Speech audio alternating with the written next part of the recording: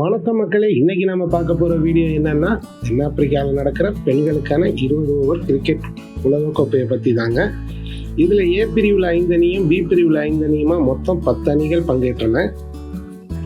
இதுல பி பிரிவுல இந்தியா, பாகிஸ்தான், மேற்கிந்திய தீவுகள், இங்கிலாந்து மற்றும் அயர்லாந்து ஆகிய 5 அணிகள் முதலிடத்தை பிடிச்சு அரையிறுதிக்கு தகுதி பெற பல பரீட்சை செஞ்சது.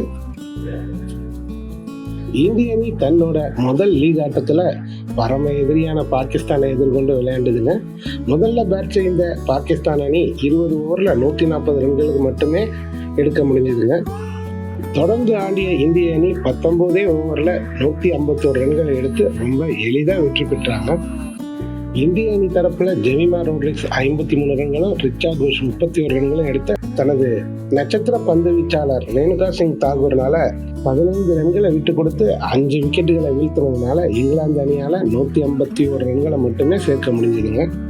பிறகு பேட்டிங் செஞ்ச நம்ம இந்திய அணியின் தொடக்காட்டக்காரரான ஸ்மித் மந்தனா 50 ரன்களை சேர்த்து ஆட்டம் இழக்க, பின்ன வந்த ஆட்டக்காரங்க எல்லாருமே சொற்ப ரன்களுக்கு ஆட்டம் இழந்தாங்க.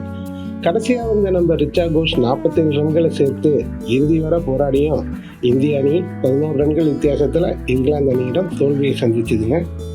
இருப்பினும் அரையிறுதி வாய்ப்புக்காக வெறியோடு தனது அடுத்த லீக் போட்டியில அயர்லாந்து அணியை சந்தித்தது இந்தியா.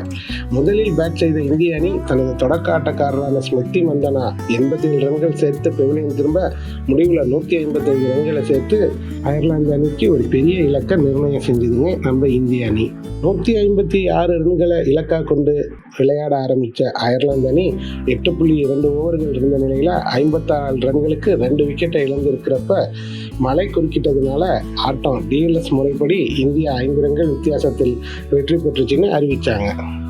இந்த வெற்றியினால இந்திய அணி அரையிறுதிக்கு தகுதி பெற்று அரையிறுதியில் உலக சாம்பியனான டிஃபெண்டிங் சாம்பியன் ஆஸ்திரேலியா அணியை சந்திச்சதுங்க.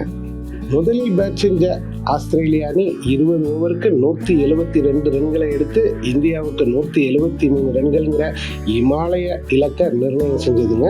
இந்திய தரப்புல தொடக்க ஆட்டக்காரரான ஷெஃபாலி வர்மாவும் ஸ்மித் மந்தனாவும் சொற்ப ரன்களுக்கு ஆட்டம் இழக்க, பின்னர் ஜெமிமா ரோட்ரிக்ஸோட இணைஞ்சாங்க நம்ம கேப்டன் ஹர்மன் பிரீத் கவுர். இருவரும் அபாரமா விளையாடி அணியின் ஸ்கோரை உயர்த்தினா போதும் ஜெமிமா ரோட்ரிக்ஸ் கீப்பர் கிட்ட கேட்ச் கொடுத்து அவுட்டாக தொடர்ந்து நம்ம கேப்டனோட கை சேர்ந்தாங்க இந்திய பெண்கள் அணியின் தோனி என்று அழைக்கக்கூடிய ரிச்சா கோஷ். இருவரும் அணியின் ஸ்கோரை மெல்ல உயர்த்த நம்ம கேப்டன் ஹர்மன் பிரீத் கவுர் தன்னுடைய அரையிறுதியையும் பூர்த்தி செஞ்சாங்க. இவங்க 2 பேரும் கடைசி வரைக்கும் நிலைச்சு நின்னா இந்திய அணி ஒரு ஓவர் மிச்சம் இருக்கிற நிலையில கூட வெற்றியை பெற்றுலான்னு எல்லாரும் எதிர்பார்த்த நிலையில யாரும் எதிர்பார்க்காத வரையில ரன் அவுட் ஆகி பெவிலியன் திரும்பினாங்க நம்ம கேப்டன் ஹர்மன் பிரீத் கவுர். பிறகு உள்ள வந்த தீப்தி சர்மாவும் ரிச்சா கோஷும் இணைந்து அணியோட ஸ்கோரை உயர்த்த, யாரும் எதிர்பார்க்காத விதமா ரிச்சா கோஷும் கேட்ச் முறையில் அவுட் ஆகி பெவிலியன் திரும்ப, பிறகு வந்து ஆட்டக்காரங்க எல்லாம் சொற்ப ரன்களையே சேர்க்க இறுதியில 5 ரன்கள் வித்தியாசத்துல ஆஸ்திரேலிய அணி நம்ம இந்திய அணியை பந்தாடிச்சுன்னு சொல்லணும். தோல்வியடைந்த இந்திய அணி கேப்டன் ஹர்மன் பிரீத் கவுரும் ரிச்சா கோஷும் ஆடிய வரைக்கும் ஆட்டம் இந்தியா கைகளில் இருந்துதாங்க சொல்லணும். யாரும் எதிர்பாராத அந்த ரன் அவுட்டால இந்தியா இந்த இறுதி வாய்ப்பை இழந்தது.